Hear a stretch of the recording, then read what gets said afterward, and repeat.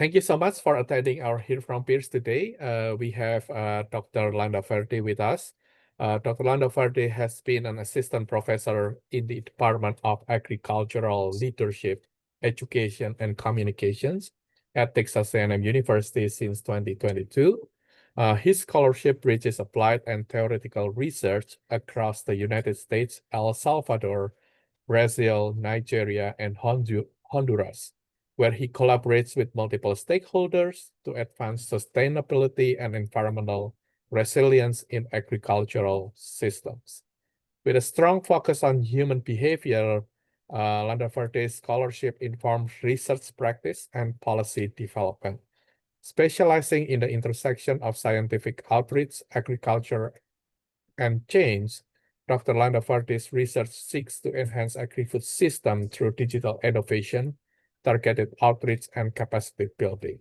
His work emphasizes behavior-driven strategies that improve the adoption of technologies and foster sustainable transformation.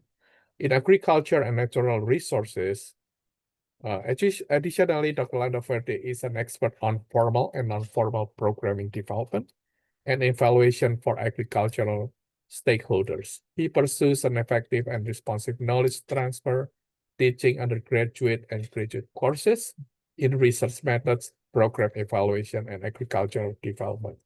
In 2024, he was named as a Kika de la Garza Fellow by the United States Department of Agriculture and was an inaugural AI Fellow at Texas A&M Center for Teaching Excellence. His research teams have received research accolades from the American Association for Agricultural Education and the National Agricultural Communication Symposium. Dr. Landa Verde, feel free to start your presentation. Perfect. Thank you very much. Can everybody see my poster? Yes. Okay, perfect.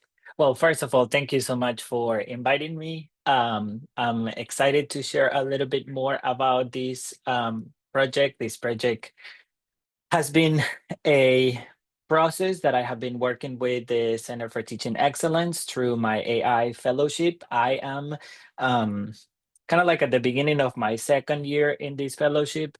And the idea behind the fellowship, and particularly the research projects we're conducting in the fellowship, are to navigate the emergence of AI technologies in education.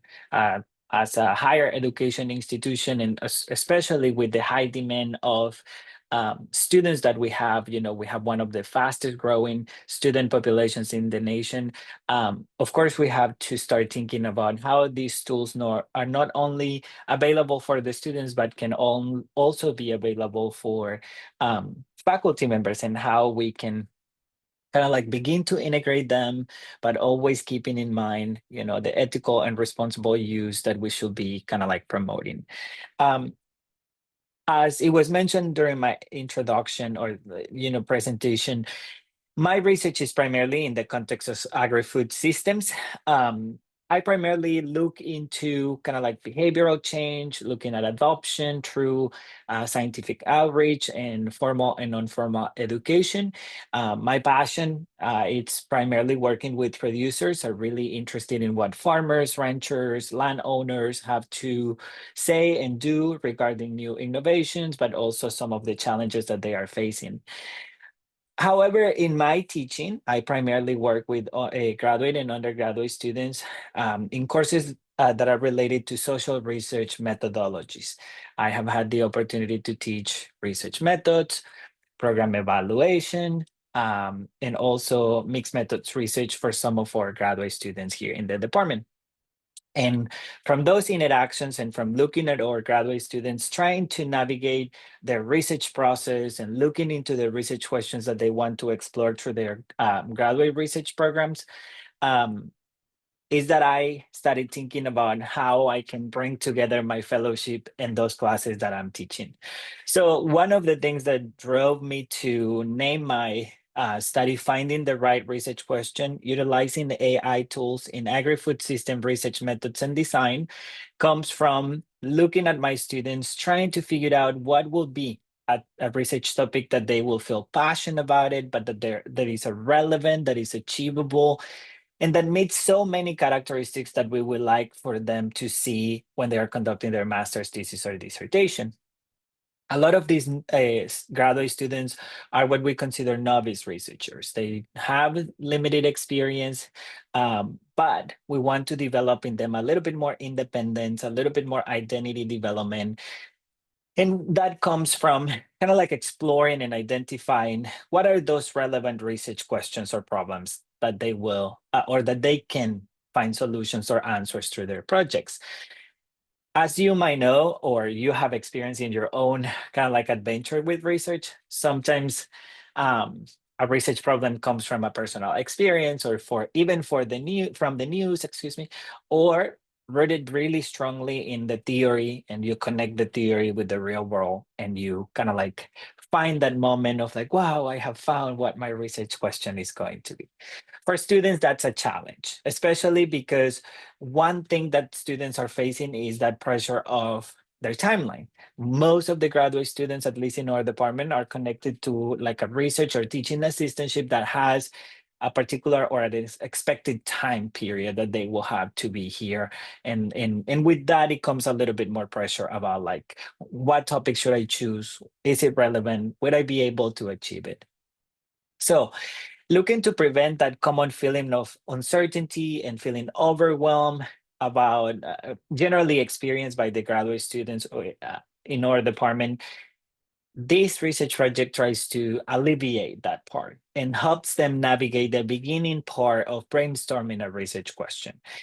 Um, it is not to replace the traditional process of investigating and kind of like jumping deep into the literature and reading what other researchers have done, but it is mostly about helping them navigate when you have 20 different ideas and you just don't know how to bring those ideas to one achievable and realistic one. So additionally, the project aims to enlighten how these tools can be integrated more responsibly into social and behavioral research methods. There is a lot of interest from our students about using these tools. And what I have noticed, at least in my classrooms, is that when I become, or when I take a positionality towards these tools that is very like restrictive, students feel a little bit more appeal about them because they want to know how they can use it and why I am not allowing them to use it. When I take a stance in which I allow it, but they have to be prepared before for that, and I invest some time in training them on what are the appropriate uses that I will accept for my class, I think it has become a better balanced relationship where they take this standpoint of like, okay, I will use it, but only for those things that don't really compromise the critical thinking part or that don't really take away the development of my ideas. So how is this project working and how we're using these tools? So we're using two very basic or very not basic, but very commonly known AI tools.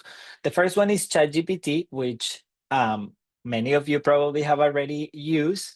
And one of the things that ChatGPT has done that no other technology kind of like have been able to do is to reduce the technological gap. There is compared to other innovations, chatbots and ChatGPT, including in those, are one of those innovations that the gap between users and no users is very small. And so compared to others innovations, so that means a lot of people is really interested or invested into using this one. And the second one, it's truly a more academic tool, and it's lead maps. And basically lead maps allow us for looking at the review of the literature in a more graphical way. And it help establish connections between the elements.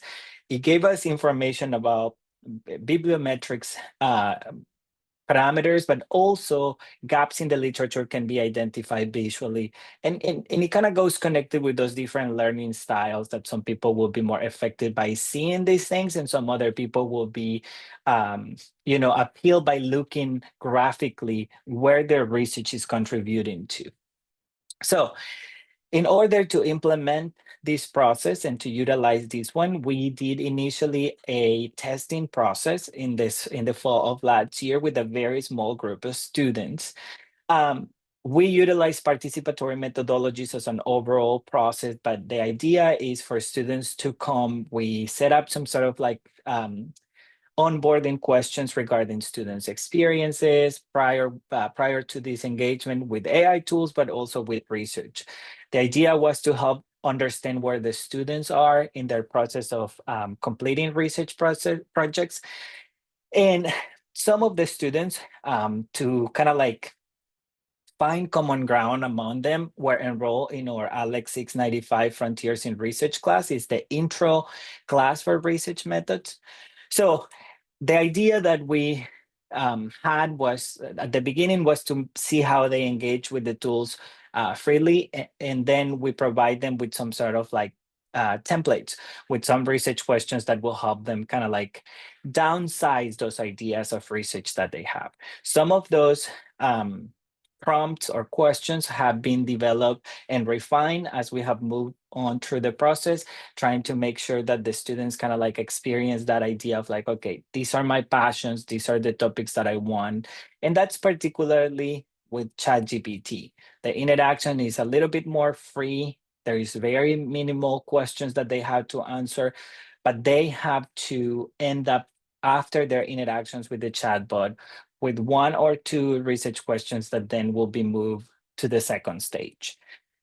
Students have struggled with even coming up with those two questions because they are still passionate about different topics.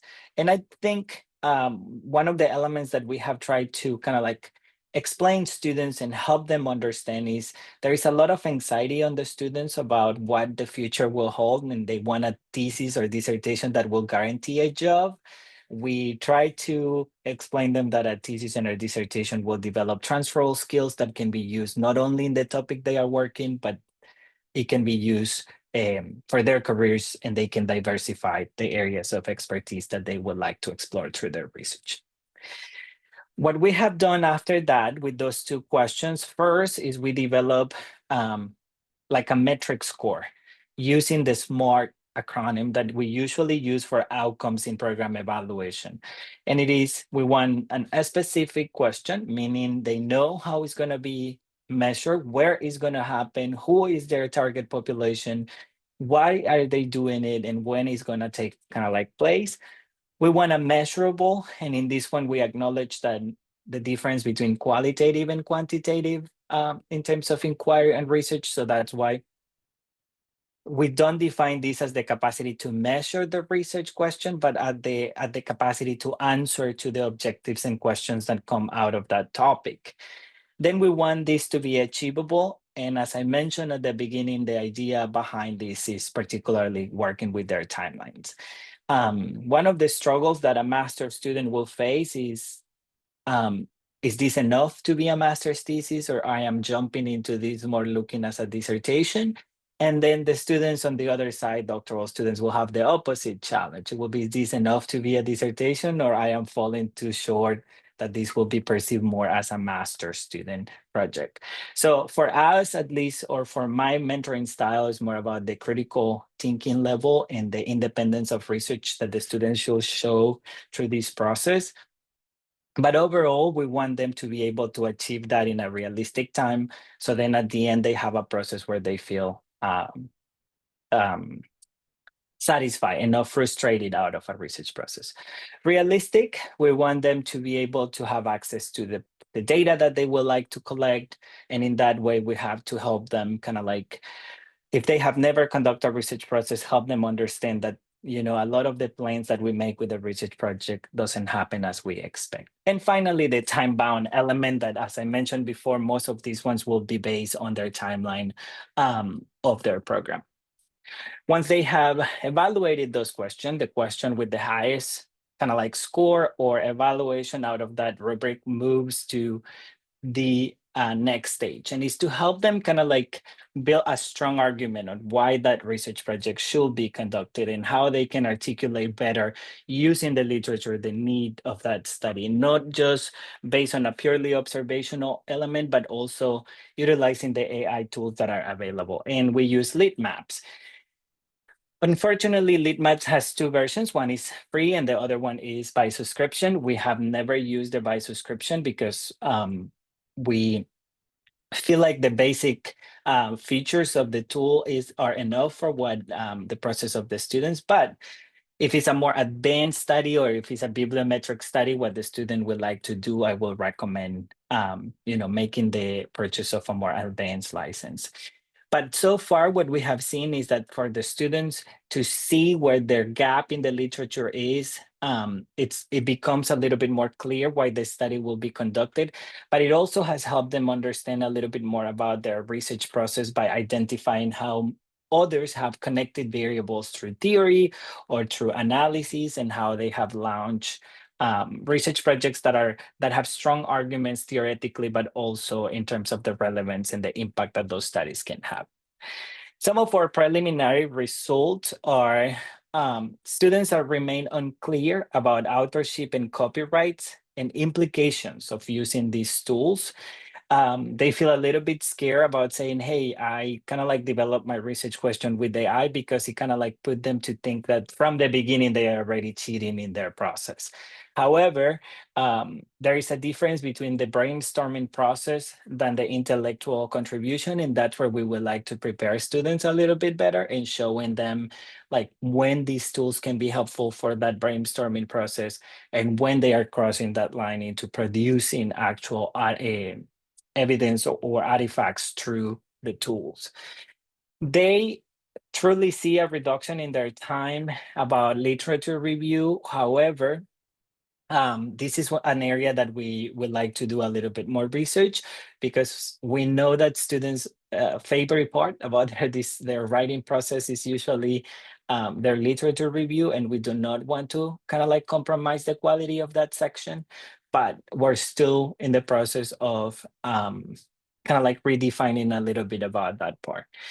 An average of 4 sessions are needed to reach a smart research question with each student. So it's still a long time. And we think that that is because the students are still not prepared to utilize the tools. So we have to do a little bit of investment at the beginning on kind of like showing them the tools before we can jump into the actual process of the project.